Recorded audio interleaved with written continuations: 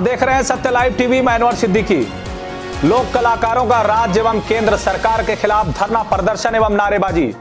सिकंदरा फूलपुर मार्ग के बिरभानपुर चौराहे पर उत्तर प्रदेश के कई जिलों के लोक कलाकारों का समूह एकजुट होकर अपनी मांगों को लेकर धरना प्रदर्शन किया।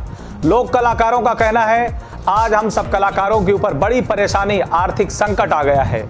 कोरोना के नाम पर सरकार सभी तरह के सांस्कृतिक प्रोग्रामों पर रोक लगा दिया है, लेकिन हम जैसे कलाकारों की ओर कोई ध्यान नहीं दिया। हम सब कलाकारों के आजीविका व कमाई का जरिया खत्म हो गया है। बेरोजगारी व काम न होने की वजह से कलाकारों के ऊपर आर्थिक संकट आ गया है, जिससे उनके परिवार की आजीविका पर गहरा प्रभाव पड़ रहा है। सरकार इस संकट के समय में कलाकारों की ओर कोई ध्यान नहीं दे रही है। लोक कलाकारों का यह भी कहना है, भारत की आजादी से लेकर अब तक हर तरह के कार्यक्रमों में हम सभी कलाकारों ने सेवा दी है और देते रहे हैं, लेकिन अब तक किसी तरह की कोई सुविधा नहीं मिली।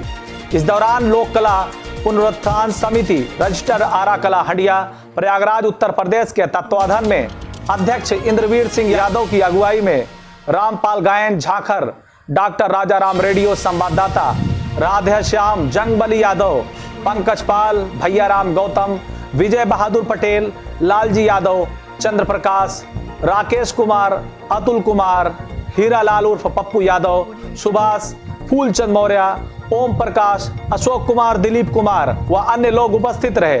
इन सभी कलाकारों की 12 सूत्री मांगे हैं। इन मांगों को लेकर प्रदेश के सभी कलाकार धरना प्रदर्शन एवं नारेबाजी की। कलाकारों का कहना है, सरकार हम सब की मांगों को जब तक पूरा नहीं करती तब तक इस तरह के धरना प्रदर्शन के सभी जिलों में जारी रहेंगे।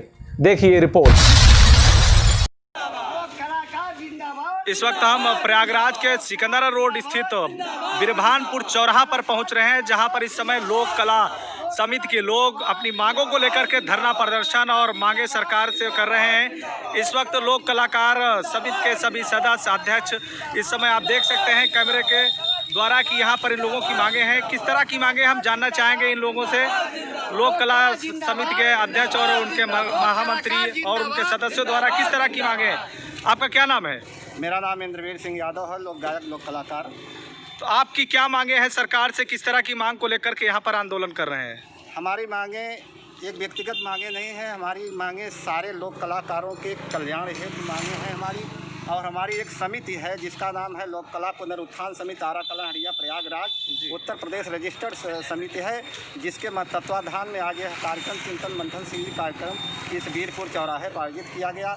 इसकी अध्यक्षता आप हमारे समिति के महासचिव आप श्री रामपाल यादव झाखर जी कर रहे हैं। तो क्या प्रदेश के सभी जिलों के आसपास रहने वाले कलाकार भी यहाँ पर आए हुए हैं? हाँ, तमाम जिलों से कलाकार आए हुए हैं अपनी व्यथा और कथा और वेदना सुनाने के लिए, सरकार के समक्ष रखने के लिए कि हमारी क्या समस्याएं हैं। लॉकडाउन के चलते आप लोगों के जो खाने कमाने का जरिया था, जो साधन था, उस पर कहीं ना कहीं अंकुश लगा है, वो एक बड़ा कारण हो सकता है। कारण वो है कोरोना काल का संकट, जिससे कि पूरे विश्व में जो है तहलका मचा हुआ है। इसमें हमारे लोक कलाकार माने ज़्यादा अधिकांश प्रभावित हुए हैं, जो अपनी जीविका चलाने के लिए आज जो है बिल्कुल एकदम से सड़क पर खड़े हैं और बेचारे भुखमरी के कगार पर हैं। उनके लिए सरकार की तरफ से कोई भी सुविधा मुहैया नहीं कराई गई। इसलिए तो आपकी मांगे हैं कि सरकार इन कलाकारों के लिए कुछ नई योजनाएं या कुछ फंड वगैरह दे, ताकि हमारी कलाकारों के प्रति। आपकी क्या मांगे हैं? इस वक्त हमारे पास एक और लोग मौजूद हैं। क्या नाम है आपका? हमारा नाम है रामपाल यादव झाखर कहते हैं जी। आपकी क्या मांगे हैं सरकार से? मांगे है कि हमारे लोक कलाकार जो हमारे देश की संस्कृति है, हमारी धरोहर है, चाहे हिंदू हो, चाहे मुसलमान हो, चाहे आज़ादी हो, चाहे बर्बादी हो, हर जगह पर हमारा कलाकार चढ़ बढ़ करके सरकार के हर योजनाओं पर हिस्सा लेता रहा है। लेकिन आज तक हमारे कलाकारों के लिए संस्कृत मंत्रालय बना हुआ है, न वृद्धा जो बुजुर्ग हमारे कलाकार हैं न उनकी व्यवस्था है, न युवा कलाकार है न उनकी व्यवस्था। सरकार तो कह रही है कि हमने बहुत विकास किया है जनता के लिए, और आप कह रहे हैं कि हम लोगों के लिए कोई योजना है नहीं। दुनिया में कुछ भी किया है सरकार ने, लेकिन हमारे लोक कलाकारों के लिए सरकार ने आज तक कुछ नहीं किया। 5 महीने के लॉकडाउन में आज हमारा कलाकार उच्च स्तर पर पहुँच चुका है कि न भीख मांगने के योग्य रह गया है, न कोई रोजी उसके पास रोजी रोटी चलाने के लिए आर्थिक व्यवस्था। तो आज इस आंदोलन के माध्यम से क्या संदेश, क्या कहना चाहेंगे सरकार देना से? चाहते हैं कि सरकार अगर हम कलाकारों के हित के लिए, हम लोगों के जीवन यापन के लिए अगर समय से नहीं विचार करती है तो हम हम कलाकार सब एकजुट होकर 27 प्रांत के कलाकार हर जिलाधिकारी के कार्यालय पर आत्महत्या और धरना प्रदर्शन देने के लिए हम हम अपना कुछ भी कदम उठा सकते हैं। तो क्या इस वक्त लोक कलाकारों के साथ में यहाँ पर जनता जनार्दन भी मौजूद है, जो अपनी बात रखना चाहती है। सरकार ने के द्वारा किए गए कार्यों को गिनाएगी और सरकार की क्या नाकामियां रही हैं। इन सब के बीच में हमारे बीच में एक व्यक्ति है, क्या नाम है आपका? राजकुमार मौर्य। राजकुमार मौर्य जी, क्या कहना चाहेंगे? सरकार आज कहती है विकास विकास कर रहे हैं, सबका साथ सबका विकास, इस नारे को आप किस तरह से देखते हैं? किस तरह का विकास हुआ है? सरकार का एक भी पैसे का कोई विकास नहीं कर रही है, सिर्फ एक लोगों को गुमराह कर रही है, बिना किसी मुकदमे का लोगों का सीधा इनकाउंटर कर रही है, बिना कोई जांच पड़ताल का काम कर रही है। आए दिन रेप हो रहे हैं, बलात्कार हो रहे हैं, इन पर सरकार का कहीं ना कहीं क्राइम रेट बहुत तेजी के साथ बढ़ा। यूपी के अंदर गुंडा हो रही हैं। जिस मुद्दे को लेकर के, जिस स्लोगन के साथ ये सत्ता में आई थी कि गुंडे माफियाओं का यहाँ पर दौर खत्म होने वाला है, योगी सरकार जब सत्ता में आने से पहले चुनाव में जो इनका स्लोगन था कि यहाँ पर गुंडे माफियाओं की अब कोई जगह नहीं, क्या आप इस बात से सहमत है? आज क्या गुंडे माफिया, क्या ऐसा संभव है 4 लोगों ने मिलकर एक डॉक्टराइन के साथ जबरदस्ती रेप करते हैं, फिर उनका बिना किसी मुकदमे का, बिना किसी जांच पड़ताल के इनकाउंटर कर दिया जाता है? क्या सरकार का ये तरीका थोड़ी ना है? क्या डर है कानून का? आप खुद बता सकते हैं। कहीं ना कहीं ये भी है कि जो भुक्तभोगी है, जो प्रताड़ित व्यक्ति, उसका थाने में FIR भी नहीं लिखा जाता। बिल्कुल नहीं होता, सब बड़े लोगों का काम चलता है वहाँ। कहीं ना कहीं अगर आप देखें तो योगी सरकार के लिए एक बहुत बड़ी चुनौती आ चुकी है। जिस तरह से लगातार रेप की घटनाएं, हत्याएं, लूट, इस तरह के मामले लगातार बढ़ते जा रहे हैं, एक बहुत बड़ा चिंता का विषय है। सरकार योगी सरकार की नहीं, ये केंद्र सरकार की भी बड़ी नाकामयाबी है। माननीय प्रधानमंत्री महोदय जी ने कहा था कि हम 1 साल में 2 करोड़ लोगों को रोजगार मुहैया कराएंगे, और मेरा जहां तक अभी तक मानना है कि इस समय नोटबंदी, GST के साथ ये लॉकडाउन में कम से कम 2 करोड़ लोगों ने अपनी नौकरियां गंवा चुके हैं। मिलने की तो बात बहुत दूर की हो चुकी है। बिल्कुल, यहाँ पर देखें तो अब इस समय भारत की GDP जो है गिर करके -23.9 आ चुकी है जो तिमाही में। ये कोरोना काल से पहले भारत की GDP 3 के ऊपर थी, लगभग 4 के आसपास थी।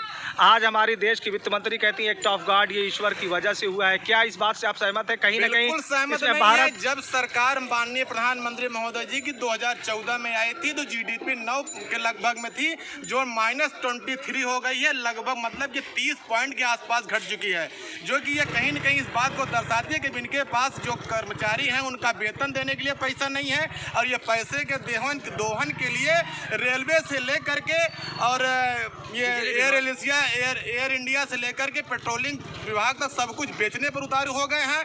आप देख लीजिए, सरकार पूरी तरह से नाकामयाब हो चुकी है।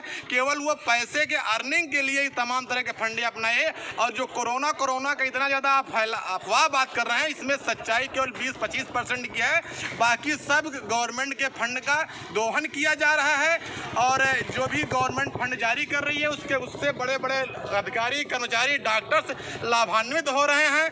गांव की जनता परेशान हो रही है, और इससे इतना ज़्यादा अफवाह की बात नहीं है। आप आए दिन सोशल मीडिया से लेकर के और न्यूज़पेपर को देख लीजिए कि लोग अस्पताल में किडनी निकाल ले रहे हैं, किसी का गुदा निकाल ले रहे हैं, सही तरीके से ट्रीटमेंट नहीं हो रहा है। एक लोगों को बताया जाता है कि कोरोना के लिए 1.5 लाख रुपए का फंड आता है, लेकिन इलाज के नाम पर उसको शायद 1,500 रुपए का भी ट्रीटमेंट नहीं दिया जाता। आज कहीं ना कहीं जिन वादों के साथ सरकार सत्ता में आई थी, इन वादों को एक भी वादे पूरा नहीं करती हुई नजर आ रही। भी नहीं, बल्कि ये कहिए कि उन्होंने हद से ज्यादा काम जो है वो खराब कर दिया है। पूरी तरह से व्यवस्था चौपट हो चुकी है, और अब आगे आने वाले समय में देश गुलामी के कगार पर पहुंच चुका है। और ऐसे ही हालात हुए थे जब देश पहले गुलाम हुआ था, जो कि क्या कहते हैं, तानाशाहों के हाथ में सारी व्यवस्थाएं थी। आज रेल का प्राइवेट होना और एयर इंडिया का प्राइवेट होना, लेकिन कुछ लोग इस प्राइवेटाइजेशन को बहुत अच्छा मान रहे हैं। आप किस नज़रिए से देखते हैं? क्या भारत के इस उपक्रम को प्राइवेटाइजेशन करना ठीक है? भाई, मैं कहता हूं कि आदमी सब चाहता है कि हम कार से चलें, लेकिन कार से चलने के लिए उसको कमा के कार से चलना चाहिए, ना कि बाप दादाओं की बनाई हुई पीढ़ी को बेचकर आप कार खरीद कर चलेंगे। इस सरकार ये काम कर रही है कि जो बाप दादाओं की बनी बनाई प्रॉपर्टी थी उसको बेच करके अपनी वाहवाही लूटने का कोशिश कर रही है, जो ये कतई सही नहीं है। ये कहना है राजकुमार मौर्य का। सत्य लाइव टीवी से मैं अनवर सिद्दीकी।